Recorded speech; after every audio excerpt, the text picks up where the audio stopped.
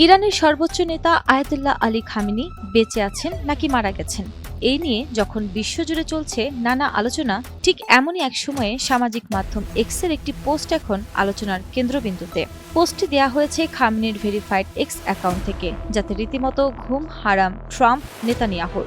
তবে কি বেঁচে আছেন আয়াতুল্লাহ খামেনি?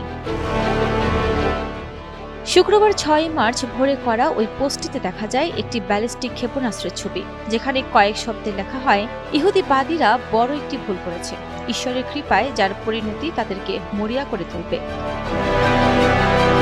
পোস্টে জুড়ে দেওয়া একটি ছবি আর কয়েকটি শব্দই নতুন করে আতঙ্ক ছড়িয়েছে বিশ্বজুড়ে।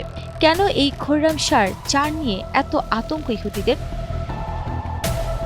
ইরানের সামরিক শক্তির অন্যতম গর্ব হল এই খোররামশার ৪ ব্যালিস্টিক মিসাইল, যার পাল্লা ১০০০ থেকে ২০০০ কিলোমিটার। এটি সরাসরি নিশানা করে শত্রুকে ধ্বংস করতে পারে। তাই অনেকের মতে পোস্টটি কেবল মজার ছলে বা প্রতীকী বার্তা নয়, বরং এটি পরিকল্পিত।